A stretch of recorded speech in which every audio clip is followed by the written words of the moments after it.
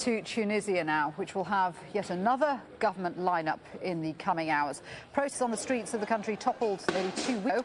They've continued since with demands for the resignation of ministers formerly loyal to the ousted president. In Egypt, 2 more people have been killed, bringing the total number of deaths during anti-government demonstrations to 6. Violence has flared in the port city of Suez, as well as in Cairo and Alexandria. Let's discuss the situation in Egypt with Amy Mamzawi, the research director at the Carnegie Middle East Center, who's in our Cairo studio. Good to have you with us. There's a lot going on in Egypt. Why haven't we heard a personal message from Hosni Mubarak to his people? Is he being complacent, or does he just not know what to do? Well, it's not only the president, it's the government as well. The cabinet has been silent. It's more or less the Ministry of the Interior which has been issuing statements commenting on the situation in Cairo, Alexandria and elsewhere. The silence of the government and of the president is probably due to 2 factors. One is that they still do not consider the demands raised by the demonstrators to be, from their perspective, serious.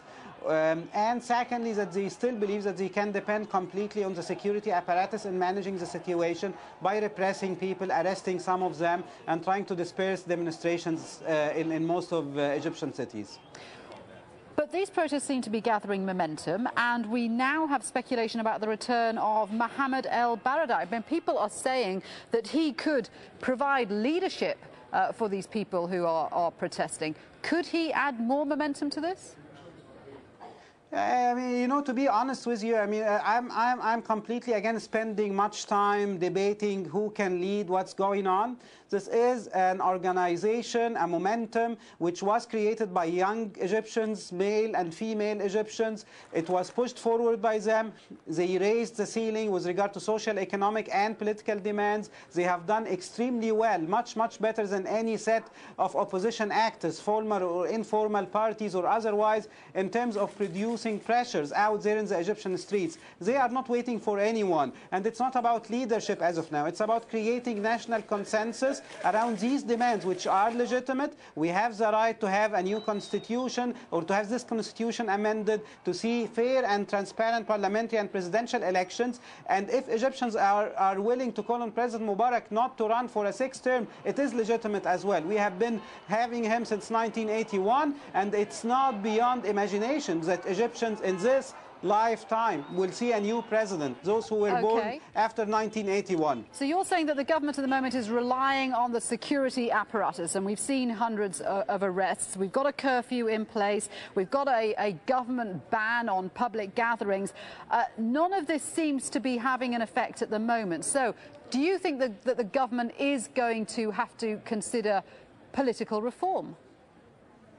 It's my wish and my hope, and they have to know that they cannot go on and repress that many Egyptians who turned out to the demonstrations yesterday and the day before. It's no longer the few hundreds of Kifaya activists or the Muslim Brothers who used to demonstrate throughout the last years. We had tens of thousands of Egyptians demonstrating in different places. It has been a nationwide protest activity which we saw, and in front of that, depending completely on the security might of the security apparatus will not do. They need to consider political reforms seriously and to enter into negotiations and real dialogue with the Egyptian society, which they completely isolated in the last few years. I mean, you remember the parliamentary elections. For these very things during protests in previous years. We saw huge protests in 2008. Do you think these protests are going to end differently? They have a different quality, which we really have to take into consideration. These protesters are not organized in parties or movements. They are young Egyptians who are motivated by national demands. They are from different social backgrounds. We had middle-class Egyptians and poor and underprivileged Egyptians participating. It's a nationwide demonstration. It's a non-ideological activity, not inspired by the Muslim Brotherhood, which really deprives the government from saying, well, look, it's the Muslim Brotherhood which is destabilizing this good regime, and it's not waiting for leadership these people manage to act as in the virtual candidate to consider Egypt streets in Cairo, Alexandria, and elsewhere. This is a different quality which has to be taken seriously, and it's better for the government and for all of us, in order to avoid chaos, to embark on serious reforms, social, economic, and political. But ignoring the political demands and focusing only on the social and economic component will not do this time. Good to talk to you. Thanks very much indeed for that. Amr Hamzawi from Karnami Middle East Centre in Cairo there.